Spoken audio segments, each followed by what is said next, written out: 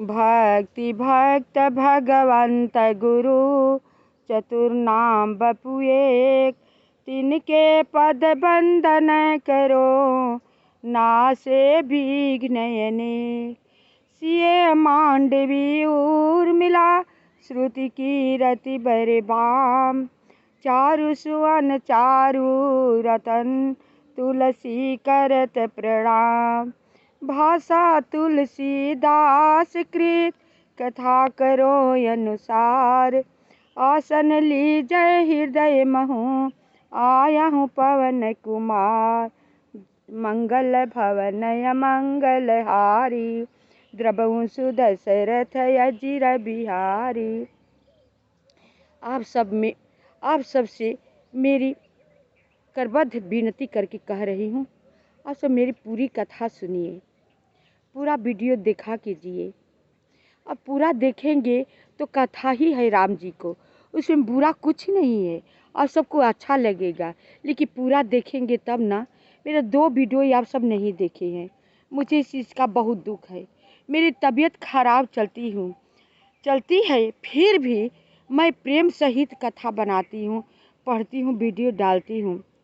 तो आप सबसे निवेदन करबद्ध करके कह रही हूँ कि आप सब मेरा पूरा वीडियो देखा कीजिए, सुना कीजिए, लाइक सब्सक्राइब कीजिए, कमेंट कीजिए, मेरा किया हुआ सार्थक हो जाए। आप सबसे मैं विनती करके कह रही हूँ, जैसे प्रभु श्री राम जी, ऐसे प्रभु श्री राम जी थे कि उनके पास क्या चीज़ नहीं था, क्या चीज़ नहीं था। और चाहते तो जहाँ पर रहते वहाँ पर हर चीज़ उपलब्ध हो जाता। लेकिन उन्होंने कोई चीज़ की उपलब्धि प्राप्ति नहीं की और सुख का कभी सोचा नहीं कि हम वन में हैं, हमें कष्ट हो रहा है जंगल में, तो हमें सुख होना चाहिए। कुछ नहीं सोचा, कष्ट को हंसते हंसते उन्होंने बिताया। इसलिए वो प्रेरित करते हैं कि आप सब कष्टों को सहिए। अब इसमें देखिए कि बानर भालू का अपना सेना बनाए, बंदर भालू को हनुमान जी को अपना रक्षक बनाए, जामवंत जी को सेनापति बनाए, सुग्रीव जी को राजा बनाए। क्या नहीं किए, बंदर भालू ले करके अपने लंका पर चढ़ाई किए। अब बताइए उन्हें बंदर भालू पर विश्वास था? कहने का मतलब ये है कि वो ऐसे कोमल हृदय वाले हैं कि बंदर भालू को ऐसे अपनाए कि हम लोग शायद वैसे गिरे हुए मनुष्य को अपनाएंगे कि नहीं अपनाएंगे, तो समय बताएगा। वैसा ही अपना भी स्वभाव बनाना चाहिए कि सबको अपनाना चाहिए, अच्छा हो बुरा हो सबको अपनाना चाहिए। जब गए समुद्र के यहाँ तो समुद्र पार करना कठिन था, क्योंकि भालू बंदर ही सब सेना और 100 जोजन का समुद्र पार करना कठिन था। कैसे उनकी सेना जाती? वो चाहते तो अपने बाण से समुद्र को सुखा करके पुल बांध कर या पैदल चले जाते, लेकिन इतना मर्यादा पुरुषोत्तम राम थे कि वो भी काम नहीं किए। समुद्र के तट पर बैठ करके उन्होंने समुद्र से रास्ता मांगी। ऐसा हम लोग नहीं करेंगे, जो राम किए हैं वैसा हम लोग नहीं करेंगे, क्योंकि हम लोगों के पास उतना धैर्य है ही नहीं है।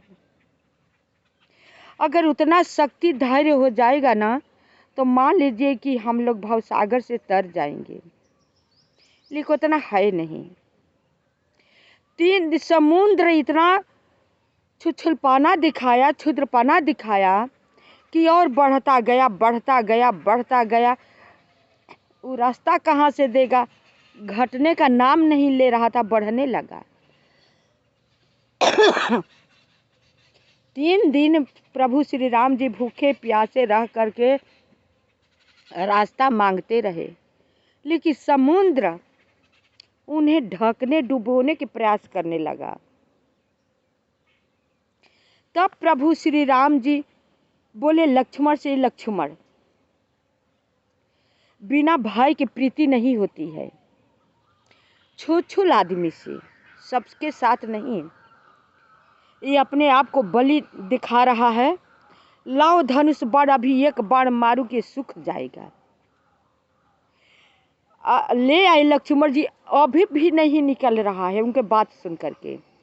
जब एक बाण मारे तो जल खलखलाने लगे, दूसरा बाण मारे तो सारे जीव जंतु छटपटाने लगे, तीसरा बाण सुखाने वाला लिए तब ये उनके स्वागत के लिए निकले अपना थाल में सामग्री लेकर के। त्राहिमाम करने लगे कि प्रभु आप मत मुझे सुखाइए बाण मार करके, मेरी बड़ाई नहीं रह जाएगी। मैं सूख जाऊंगा तो कुत्ता बिल्ली बंदर भालू सब पार होने लगेगी। मेरा बड़ाई मान मर्यादा नहीं कुछ रह जाएगा। आप इसी तरह मुझे रहने दीजिए। प्रभु श्री राम जी वो भी बात मान गए, जीत पर नहीं अड़े, मान गए और कोमल हृदय से मुस्कुराते हुए बोलो, बताओ मेरी सेना कैसे पार जाएगी, उसका रास्ता बताओ, उपाय बताओ। तो बोले कि आपकी सेना में नल नील दो हैं, उनकी वो पत्थर उठाकर डालेंगे, ऋषि लोग का साप है तो पत्थर तैरने लगेगा। उन्हीं लोगों से आप पुल बनवा दीजिए, पुल बंध जाएगा, आपकी सारी सेना पार उतर जाएगी। नल नील को मुखड़ा देकर भगवान मुस्कुराए और बोले कि इतना गुण रहते हैं तुम लोग छुपा कर रखे थे कि प्रभु हम लोगों को पता ही न था। तो सब बंदर पर्वत पहाड़ उठा कर लाने लगे और नल नील पहले श्री हनुमान जी राम का नाम लिखने लगे और नल नील उठा कर फेंकने लगे। समुद्र में पुल बंध गया। न तो धरती पर कभी पैदा हुआ था समुद्र में पुल बांधने वाला और न हुआ अभी तक से। एक प्रभु श्री राम जी बंदरी के सेना लेकर के और समुद्र में पुल बांध दिया। अपनी सारी सेना उतने निशाचरों के लंका में पहुंच गए। खुद ही रावण सबसे बली था, एक से उमान निशाचर उसमें इतना विराट मतलब बलवान थे, लेकिन बंदर भालू के ऊपर विश्वास करके प्रभु श्री राम जी लंका पर चढ़ाई कर दिए। जब लंका पार हो गए, रावण के खबर मालूम हुआ कि प्रभु श्री राम जी पुल बांध करके लंका पर पहुंच आए, तो एकाएक वो 10 मुख से बोल पड़ा, आ गए, पार हो गए। तो हाँ महाराज, आगे पार हो गए। तो वैसे प्रभु श्री राम जी को हम लोग क्यों नहीं भजते, जो कि चाहे तो बिना जहाज नाव को पार कर दें, भवसागर से पार हो जाएंगे। इतना दयालु हैं। सुग्रीव जी भटक रहे थे, दर दर को ठोकर खा रहे थे बाली के डर से, उन्हें राजा बना दिया। विभीषण जी आए, उन्हें अपने शरण में ले लिए, राजपाट दिलवाए। राम जी हर जगह जीते, हर जगह जिसको जिसको चाहिए उसको अपना राज देता गया। हर जगह राजा लोग जीतते थे तो अपना राज्य जो है अपना लेते थे, लेकिन राम जी तो किसी को राज नहीं अपनाया, जिसका था उसको देते गए। रावण से लंका जीती तो विभीषण को सौंप दिया, राजपाट दे दिए। बाली को मारकर राज्य लिए तो सुग्रीव को राजा बना दिए। राम जी कितना दयावान है। जब लंका पर विजय प्राप्त हुए, रावण धराशायी हो गए, तो रावण बहुत अगाध विद्वान पंडित था। प्रभु श्री राम जी लक्ष्मण जी को भेजे कि जाओ रावण से पूछ आओ किस नीति को अपनाना चाहिए।